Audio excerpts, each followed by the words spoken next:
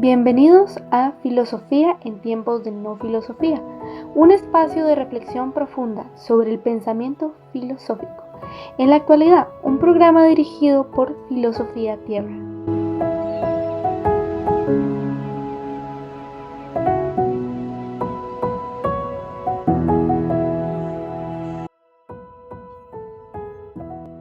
Aclamad al Señor, tierra entera, vosotros que teméis al Señor, venid a escuchar.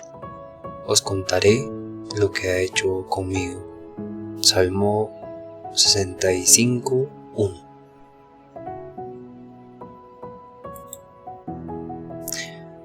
Bienvenidos al episodio 313. Episodio 313, día 6 de julio. Y estamos hablando de la estética y la filosofía del arte, ¿no? En el mes de la estética y la filosofía del arte nos toca hablar de Edmund Burke y lo sublime, ¿no? El sentimiento estético frente al poder de la naturaleza, ¿no? Dimos un ejemplo con Immanuel Kant la anterior vez para explicar este tipo de estética que aparece universalmente pero sin concepto, ¿no? Y claro, con Edmund vamos a ver cómo lo sublime aparece como una emoción de terror, un terror controlado, ¿no? Y cómo el cuerpo y los sentidos aparecen en lo sublime, ¿no? Bien, Edmund Burke, quiero decirles que vivió alrededor del siglo XVIII, e inaugura una nueva manera de pensar la estética, ¿no? Va a distinguir entre lo bello y lo sublime, y mientras que la belleza está asociada a la armonía, a la proporción, lo placentero, lo sublime nace de lo grande, de lo terrible, de lo desbordante, ¿no? Y entonces esta experiencia no calma, sino que sacude, ¿no? Provoca una mezcla de temor y fascinación, ¿no? Y entonces Burke observa que frente a estos espectáculos de la naturaleza, una tormenta, una montaña imponente, un abismo insondable, un valle tumultuoso, un río profundo, entonces no sentimos miedo, sino que hay una forma de placer estético también, ¿no? Esta emoción ambigua que se origina de lo inmenso, de lo incontrolable. Esa es la palabra, incontrolable. Es lo que él llama lo sublime, que a diferencia del arte clásico que busca la belleza en el equilibrio, en la armonía, lo sublime más bien revela el impacto que puede llegar a tener la grandeza de lo natural, ¿no? El peligro, lo desconocido. Entonces es una mezcla de nuestra sensibilidad, ¿no? Y claro, lo sublime entra en juego con las pasiones más profundas del ser humano, este tipo de respeto ante lo poderoso, la conciencia de nuestra pequeñez frente a lo infinito, frente al cosmos.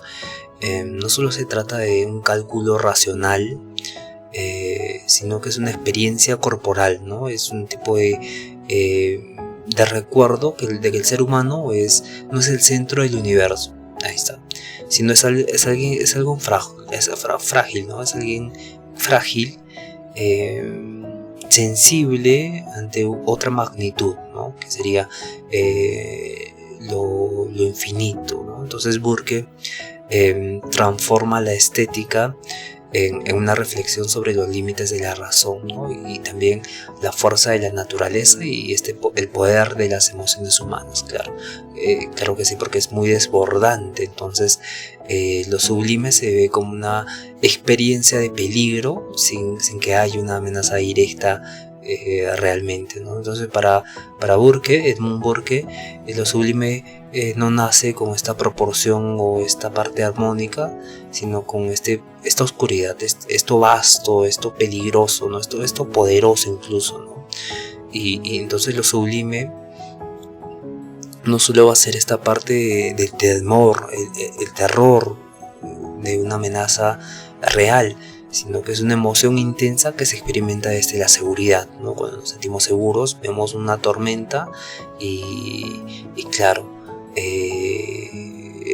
vemos a lo lejos, pero nos sentimos seguros. Entonces nos permite sentir una mezcla de asombro, placer y miedo. Y este tipo de experiencia no busca calmar, ni sacudir, ni conmover, ¿no? Porque la grandeza de lo que percibimos, que es esta montaña imponente, este mar embravecido, este cielo estrellado sin fin, despierta en nosotros un sentimiento de reverencia, ¿no? De insignificancia, y claro, una toma de conciencia de lo frágil que somos, ¿no? De lo frágil que es el ser humano frente a las fuerzas de la naturaleza. Claro, Burke sostiene que lo sublime tiene este origen, ¿no? Que surge del miedo, pero este es un miedo especial, es aquel miedo contenido, ¿no? Nos mantenemos seguros frente al miedo, sin este peligro real, ¿no? De escapar, sino de contemplar. Ahí está, tengan eso en cuenta. Entonces, esta emoción se convierte en el placer elevado, un placer elevado porque activa nuestras pasiones más profundas, ¿no? Sin que éstas nos destruyan. Y claro, es una forma de catarsis estética, como vimos con Aristóteles, pero enfrentamos lo temible desde la distancia, ¿no? Y siempre es de la naturaleza, no es de los personajes, no es de esta parte de la mímesis. Y claro, esta catarsis estética en Burke fortalece nuestra sensibilidad y también va a ampliar nuestra percepción del mundo, porque salimos del yo, bueno, no lo hice de esta forma, ¿no? Pero se puede interpretar que salimos de nosotros mismos y nos damos cuenta de lo frágil que somos y estamos abiertos a contemplar algo más grande que nosotros, ¿no? Y entonces lo sublime va a elevar al sujeto, porque lo va a sacar de lo cotidiano, de lo conocido, y nos sentimos atraídos por aquello que no podemos dominar, ¿no? Por lo que escapa de las leyes del pensamiento lógico. Y en lo sublime no hay explicación, no hay control, ¿no? Solo hay una experiencia emocional real, bueno, totalizante, que nos recuerda que la naturaleza es una forma de arte, ¿no? Posee una potencia que supera al ser humano. Y claro, aquí Burke redefine la estética, ¿no? Porque no se trata solo de belleza o de equilibrio, sino también de este impacto profundo de lo inabarcable, ¿no? De lo totalizante, de lo grandioso, ¿no? Entonces el placer va a nacer fuera de nuestros límites, ¿no? Claro, van a ser fuera de los propios límites que nosotros le vamos a imponer. Y sin embargo, cuando nace este placer estético, vamos a sucumbir ante ellos, pero vamos a mantenernos seguros, ¿no? Y por esa sucumbez, por decirlo así, por esa emoción de grandeza, va a ser bello, va a ser sublime aquello, pero nosotros vamos a estar seguros, contemplando, ¿no? Que va a invitar la contemplación. Y claro, el cuerpo es una parte esencial en esta parte de la estética de Burke, y también estos los sentidos de lo sublime, ¿no? Edmund, en esta teoría de lo sublime, en su teoría estética apropiadamente dicho, lo sublime no es solo una categoría racional o visual, ¿no? Sino, en este caso perceptible, sino implica al cuerpo de forma directa, involucra a todo el cuerpo, que a diferencia de la belleza, que puede ser apreciada de manera serena, lo sublime va a sacudir los sentidos, va a provocar respuestas físicas, ¿no? Una tensión muscular, un escalofrío, un estremecimiento, la piel de gallina, ¿no? Incluso una respuesta contenida que tengamos. Y esto ocurre porque lo sublime activa, según Burke, las llamas de estas pasiones internas. Bueno, no es internas, pero de estas pasiones, ¿no? Y que estas siempre son intensas. Y claro, estas no surgen de la mente, sino de nuestra propia conexión entre los sentidos y nuestra imaginación, ¿no? Entonces lo sublime pasa primero por la piel, los sentidos, por los ojos, como puede ser un trueno, un abismo, una sombra profunda. Todo esto va a despertar emoción inmediata, ¿no? Emoción sensorial, que luego se va a traducir en un pensamiento, en una interpretación, pero surge como consecuencia, como luego. Entonces, porque va a destacar la vista, va a destacar el oído, como que son los sentidos más involucrados en la experiencia de lo sublime. Y claro, ver una cadena de montañas interminable es muy sublime, por así decirlo, es muy impactante, ¿no? Entonces, o escuchar un estruendo de una tormenta, un rayo fulminante, fuerte, son ejemplos de cómo la percepción sensorial se ve desbordada, ¿no? Esa es la palabra, la percepción de los sentidos se desborda. Entonces el cuerpo no puede abarcar totalmente lo que percibe, ¿no? Y esa incapacidad va a generar una mezcla de temor, admiración, respeto frente a estos fenómenos que están en la naturaleza. Y claro, lo sublime puede aparecer incluso en la oscuridad, ¿no?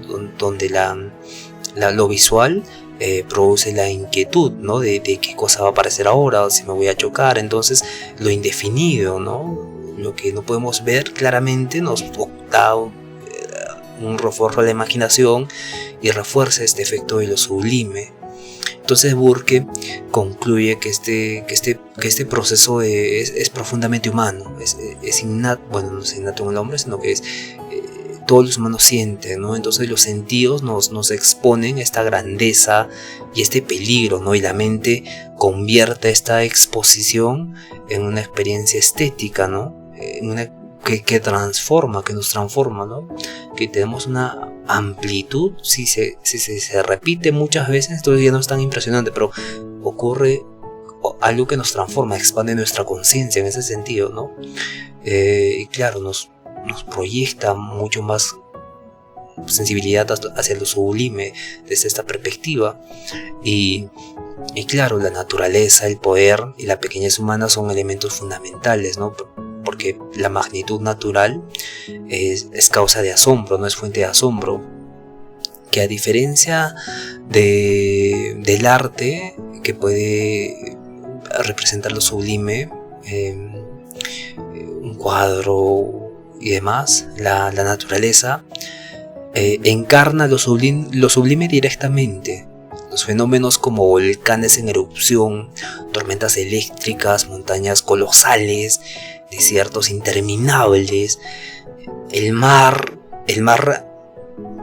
rugiendo, moviéndose, son majestuosos, ¿no?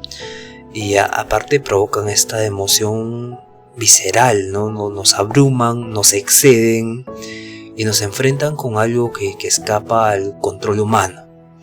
Y entonces Burke argumenta que este tipo de experiencias no generan un placer en el sentido clásico, sino que es una combinación de temor y elevación espiritual, ¿no? Entonces la mente humana puede comprender plenamente la magnitud o la fuerza de estos fenómenos.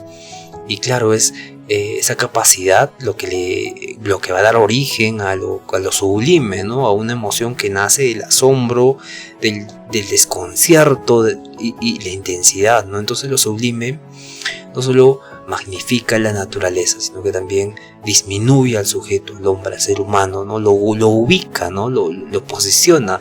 Te crees muy fuerte, entonces te posiciona en este sitio, ¡pum! Y surge lo sublime, ¿no? Como una elevación espiritual, pero a la vez también surge como este tipo de temor controlado, ¿no? Temor seguro, pero con esta elevación espiritual. Y claro, son experiencias que nos recuerdan nuestra vulnerabilidad, nuestra pequeñez, ¿no? Y cuando nos enfrentamos a una tormenta devastadora, a un abismo profundo, sentimos que la naturaleza puede destruirnos al instante, pero estamos protegidos, nos sentimos protegidos cuando lo contemplamos y leemos, evidentemente. Entonces, viendo la tormenta desde un lugar seguro, ese miedo se transforma en admiración, en sobrecogimiento, ¿no? Y aparece lo sublime como un impacto en el hombre que le ubica en una realidad, pero se siente seguro, pero aparte tiene una elevación espiritual, ¿no? y claro, se abre un aspecto de la percepción completamente diferente, algo bello, pero a la vez mucho más elevado, ¿no? Que es esta parte de la mente, bueno, no de la mente, es esa parte de la realidad que provoca que lo consideremos algo sublime, ¿no? Que se considere esta tormenta, esto insondable, en algo mucho más grande que nosotros, ¿no? Y así lo sublime no elimina el temor, sino que lo convierte en una experiencia estética elevada. Ahí está. Entonces, esta estética elevada toca el cuerpo con la imaginación, y esta emoción tiene este efecto filosófico, ¿no? Porque nos hace más conscientes de nuestra posición en el mundo, más humildes, más ubicados, y más abiertos a lo que nos supera. Y claro, por eso porque dice que es una elevación espiritual, ¿no? Y por eso lo entendemos como una elevación espiritual, un miedo, pero estar seguros, estar protegidos. Y claro, porque se distancia de la idea de una naturaleza dócil, armónica, y propone en cambio una naturaleza imponente, ¿no? Aterradora, pero profundamente significativa, ¿no? Una naturaleza que nos cuida, ¿no? Que nos mantiene seguros, pero nos muestra su poder. Y claro, cuando el ser humano se enfrenta a lo sublime, se encuentra con algo tan vasto, tan poderoso, tan intenso, que desborda todas sus capacidades racionales. Y claro, no se trata de un objeto que pueda comprenderse completamente, ni de una experiencia que pueda controlarse. Esto es lo inconmensurable, es lo grandioso, es lo inmenso. Como por ejemplo puede ser una tormenta desatada, un desierto sin fin, un silencio abrumador del universo, cuando imaginamos que estamos en el espacio y no hay nadie. O cerramos los ojos, estamos en nuestro cuarto, o en estas cámaras insonorizadas que han aparecido también, ¿no?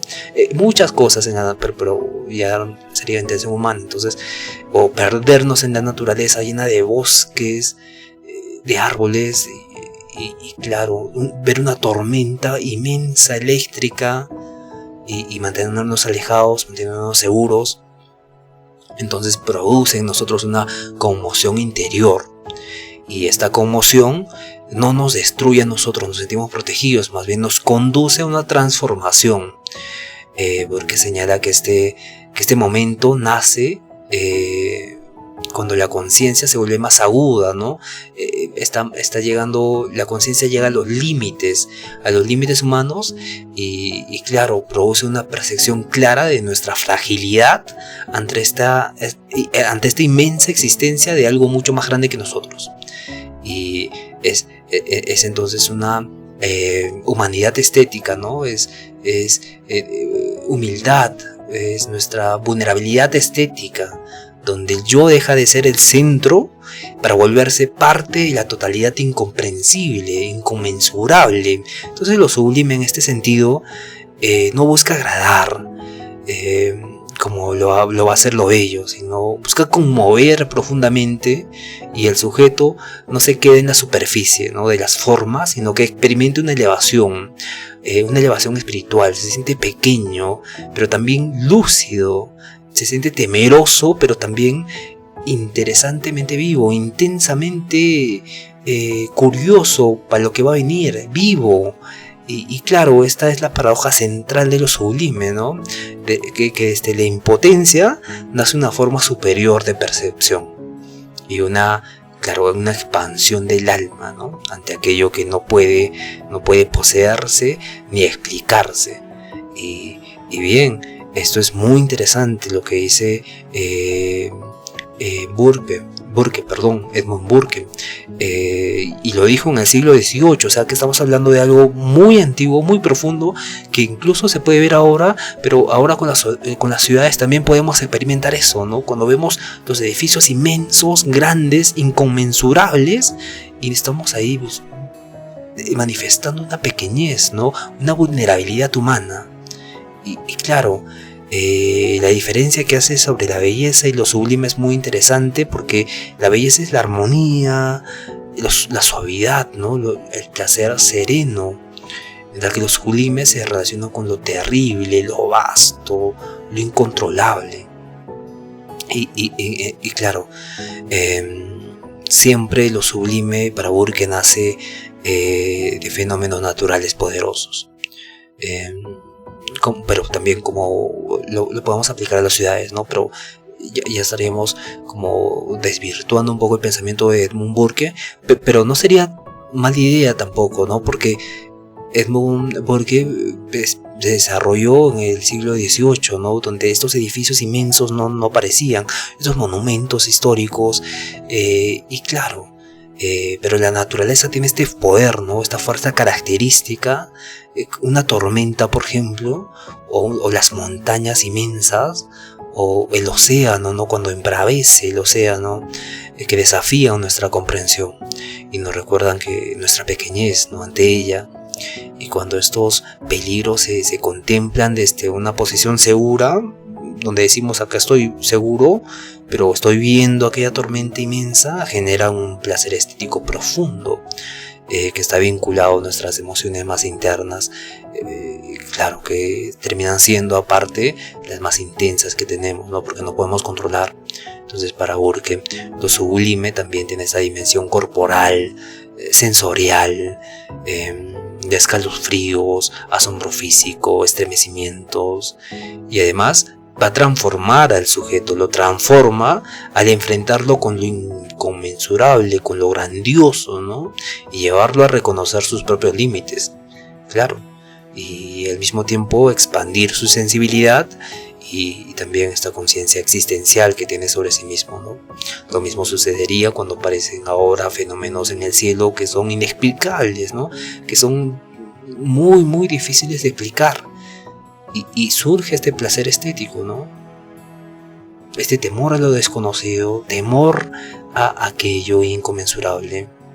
Y claro, es una propuesta del siglo XVIII, recordemos que es muy interesante, muy profunda, y claro, es sobre todo algo completamente novedoso, porque ya hace esta división de lo bello y lo sublime, ¿no? Que igual se ve con Kant, se ve con varios filósofos, ¿no? Pero ya hace esa distinción más precisa, ¿no? Claro. Bien, llegamos al final de este episodio. Muchas gracias por escucharnos. Ya saben, conózcanse a sí mismos, y por favor sean felices.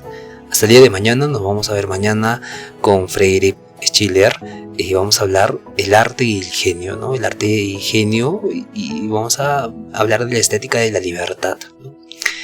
Y también claro, vamos a ver. Entonces nos vemos con la estética de la libertad el día de mañana. Cuídense todos, hasta mañana.